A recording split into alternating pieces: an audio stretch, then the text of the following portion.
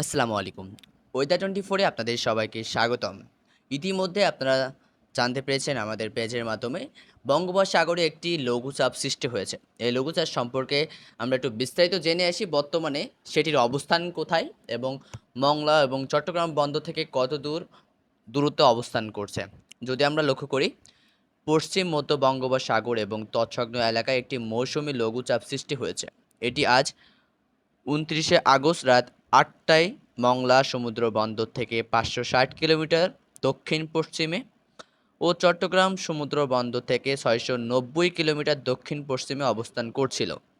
এটি আরও জোরদার হয়ে পশ্চিম দিকে অগ্রসর হতে পারে। লঘুচাপ কেন্দ্রের ৫৪ কিলোমিটার এবং ভেতরে বাতাসের একটানা গতিবেগ ঘন্টায় ৩০ কিলোমিটার, যা দমকা ও ঝড়ো হাওয়া আকারে ৪০ কিলোমিটার পর্যন্ত বৃদ্ধি পাচ্ছে। সাগর ও স্থানে কিছুটা উত্তাল রয়েছে। গতিপথ: এই লঘুচাপটি কিছুটা শক্তি বৃদ্ধি করে আগামী ৩১শে আগস্ট রাতে ভারতের দক্ষিণ উড়িষ্যা ও উত্তর অন্ধ্রপ্রদেশ ও তৎসংলগ্ন এলাকায় অতিক্রম করতে পারে। লঘুচাপের কারণে বায়ুচাপের তারতম্যের কারণে সাগর কিছুটা উত্তাল থাকতে পারে। এই অবস্থায় মাছ ধরা নৌকা ও ট্রলার আবহাওয়া অফিসের পূর্বাভাস না জেনে সাগরে নামা বিপজ্জনক হতে পারে। লঘুচাপের সরাসরি প্রভাবে দেশের তেমন কোনো বড় ধরনের বৃষ্টির সম্ভাবনা আপাতত নাই।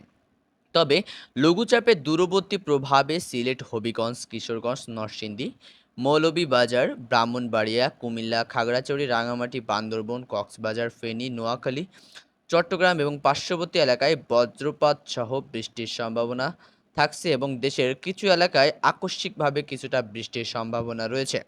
তবে আগামী ১ তারিখ হতে খুলনা, বরিশাল বিভাগে অস্থায়ীভাবে কিছুটা বৃষ্টির সম্ভাবনা আছে দফায় দফায়। অপরদিকে স্থানীয় বৃষ্টি বলয়ের কারণে রংপুর ও সিলেটের বিভাগের অনেক এলাকায় এবং ময়মনসিংহ বিভাগের কিছু এলাকায় মাঝারি থেকে ভারী বৃষ্টির সম্ভাবনা আছে ২রা সেপ্টেম্বর থেকে ৮ই সেপ্টেম্বর পর্যন্ত। আর এদিকে সাগরে লঘুচাপ থাকার কারণে দেশের ভ্যাপসা গরম বৃদ্ধি পেতে পারে। আহ এটি ছিল মূলত আজকের লঘুচাপ সম্পর্কে আপডেট। আমরা এই আপডেটটা নিয়েছি প্রধানত হচ্ছে বাংলাদেশ ওয়েদার অবজারভেশন টিম থেকে।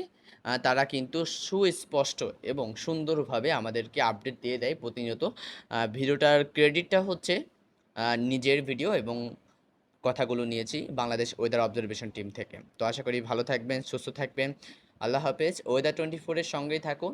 এরকম দৈনন্দিন আবহাওয়ার বার্তা সহ যেকোনো আপডেট আপনার নোটিফিকেশন বারে পৌঁছে দিতে ফলো অপশনটি চালু করে রাখুন এবং আবহাওয়া অধিদপ্তরের সর্বশেষ খবর কিন্তু এখানে দেওয়া হয়ে থাকে। তো সে পর্যন্ত সবাই ভালো থাকবেন, সুস্থ থাকবেন। আল্লাহ হাফেজ। ওয়েদার 24 এর সঙ্গেই থাকুন।